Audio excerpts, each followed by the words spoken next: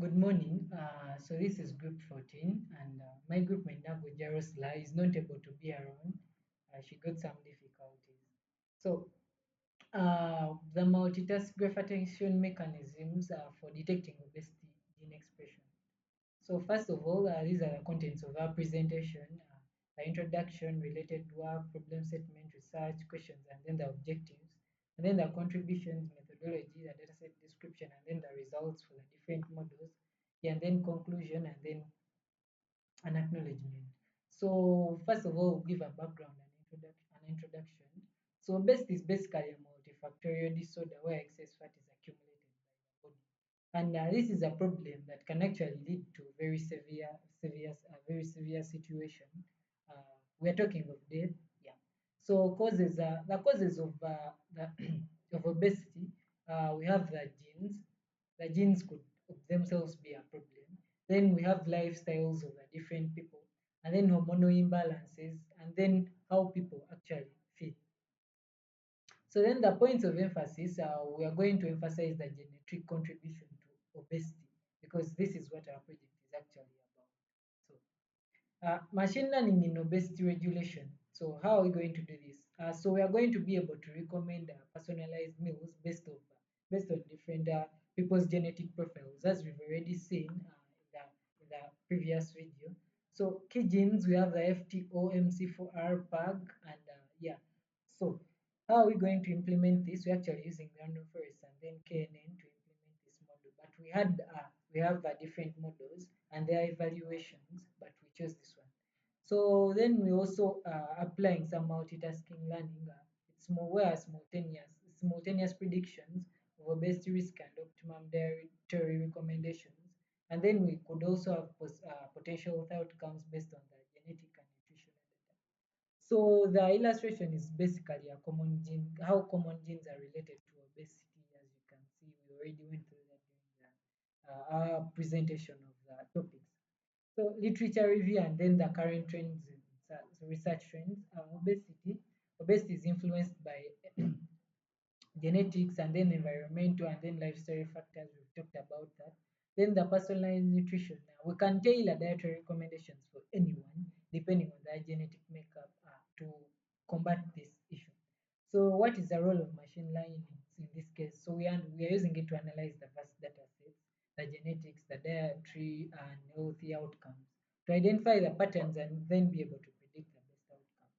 So the challenges we've got we have the dietary privacy concerns, and then the genetics data was a bit hard to get because all we could get is a very large data set of about 8 GB, where we extracted the data that we actually need for the different genetics profiles. That was the biggest challenge we got, and then the need for robust clinical validation because this project would need a clinical validation to stand on.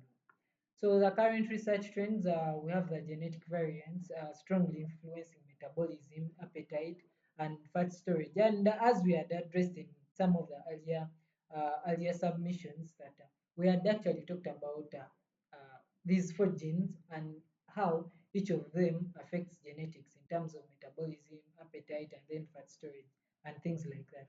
So machine learning models, for example, random forest and then collaborative filtering, deep learning, we can use all of them to predict obesity, but we've picked out the best.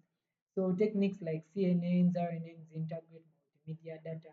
Then we could use reinforcement learning based on the health outcomes, for example, the body mass index, the BMI, data integration, we've combined data from the different data sets we had already addressed. And yeah, for example, Food Data Central, that is USDA, and then NCBI. So potential impact are precision-based strategies for obesity management, and then scalable machine learning driven solutions to address the global issue. So and then the problem statements are the domain application problem, we have the lack of personalized nutritional interventions. The traditional approaches we can say have failed, okay, to some extent, not completely, but they've not achieved what is actually required. Then the complex interplay of the factors, obesity results from the interaction of genetics, metabolism, environmental factors, so things like that. And then we also have the public health impact. Obesity is a major contributor, definitely, For example, diabetes and cancers, among so many other things. So we have a need for precision-based strategies. And yeah, the computational problem, we have high dimensionality of the genetics data. Millions of nucleotide SNP, they're called SNPs, require efficient feature selection and dimensionality reduction techniques. So then we have the problem of imbalanced data sets. We already addressed that. Then integration of heterogeneous data, we also addressed that. Scalability and real-time processing. And then model selection and optimization, which has been one of the cores of this submission. So what are the research questions and objectives? So some of the research questions that come up high top, which genetic variants have the most significant impact on obesity? There are like 1,000 genetic variants, but why these four? So identify key genetic markers that can be targeted for personalized meals intervention. So these are the genes that highly affect obesity. That's what we are driving to. So how can genetic data be effectively integrated with dietary data to create personalized meal recommendations? So the solution is to develop for a robust framework for combining diverse data types to generate precise dietary meal recommendations. So what are the most effective methods for integrating the heterogeneous data types?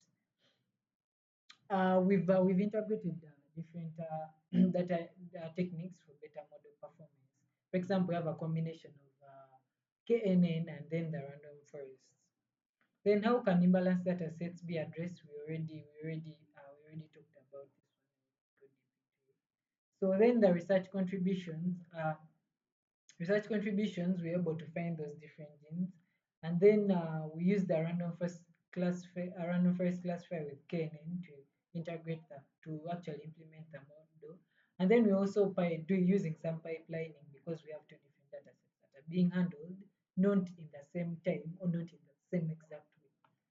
So then our methodology, we definitely collected the genetics data, then gene sequencing, gene expression analysis. Then predicting the obesity risk, we already did this one.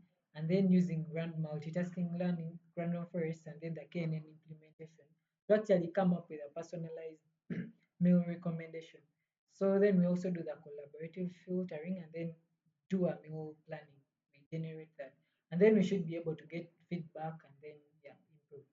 So going through we already did data set description and EDA, yeah. And we talked about the fact that we use two different data sets from NCBI and then USDA Food Data Central. But taking a look at this is the evaluation of all the models, like all the different 10 models that we've actually evaluated. For example, the SVM has an accuracy of 0.81, has a very high precision and a recall of 1, and F1 score, then low precision, yeah, those are the evaluations actually. Then the neural networks and then random forest. Yeah, the random forest alone actually gives us everything. It gives us a score of 1, which is a perfect score. And I don't think that would be a good evaluation for our model. So then we went on to implement the random forest and okay, as much as it has a bit low accuracy, it has a very good precision, as you can see over here. It has a very good precision, and it also has a high recall than the F1 score. The low precision is there, yeah, and the accuracy is actually a good one. Yeah, so going to the logistic regression, not the best method in this case because it performs very poorly when it comes to the medium class. And then, yeah, the medium recall is also very low. The XG booster genetic model, we have that accuracy, and then, yeah, but then it performs very poorly when it comes to the F1 scores and then the precision. Then we have the feed forward neural network. This performed generally well, but for the medium class, the recall was not good at all. It had 45%. Then going to the advanced feed forward neural network, those are the scores, but then it also performs very well when it comes to the medium class. And then the random forest plus the KNN is the one that tries to perform very well, plus the XG boost, but then the XG boost performed very poorly when it comes to the low class. So So we came up with that, and then so going to the output and then the expected results. These are some of the learning curves for some of the modules. But some modules are, for example, we have two SVMs implemented. So this is one of them, but we have them implemented in different methods. And yeah, these are the learning curves. But and then for the XGBoost, this is what we have: the regression, random forest. And then I want you to observe maybe the random forest and the KNN. Its performance is actually very good for all the three different classes. For example, as you can see, for the high and then low and then the medium. Yeah, then for the feed forward, this is the learning curve and it's not the best. So we're actually going with the random forest and KNN as we go. So then and then continuing with the outputs.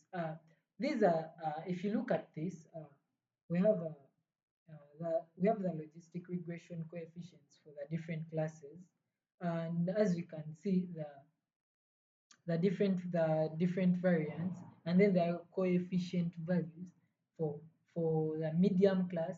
For the sorry, this is the first one. So this is the low high class, then the medium class, and then the low class for the best risk scores. Yeah, and as you can see, the logistic regression for the last one, which is the low class, is actually more of to one side compared to the others. This implies that the medium class is actually the medium class is a bit more balanced than the high class. It's okay. This is what we're driving at. It's that for all the different modules, you find out that the regression the classes are always for the high class. You find that many people are actually very obese, and many people are actually not obese. This medium class comes up a bit more balanced than the others. So that's why you see results like this. This is actually a real life scenario. And then we also have the new clusters from the KNN part. We also have the new clusters distribution over here. For example, as you can see, we have for the nutritional pipeline, we have the low classes, the medium classes, because this one is divided a bit into more classes. Yeah, and those are the results from the different new classes. Yeah, so after that, we could look at more outputs. For example, the first graph is a confusion matrix. This confusion matrix is specifically for the one that we have implemented, and that's the KNN and random forest classifier. Then looking at this, we have this is the learning curve. This is the learning curve. I think I've gone through it, yeah, at some point. And then this is the learning curve for it's actually this is the learning curve. I think it's self-explanatory. And then talking about this graph that actually has the false positive rate and then the precision rates, you find out that this green class is a bit consistent. That is the medium class, whereas the other classes score very high or to a very low extent.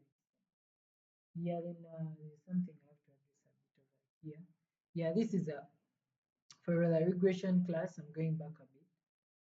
These are the false positives rates, and then for these two graphs, the regression and then the random forest and KNN, the graphs actually are for the positive rates and then the false positive rates, and then this is also the same for the random forest and then the KNN implementation. Yeah, so then the graph that has so many graphs is this is a graph of the nutritional frequency for the different meal clusters.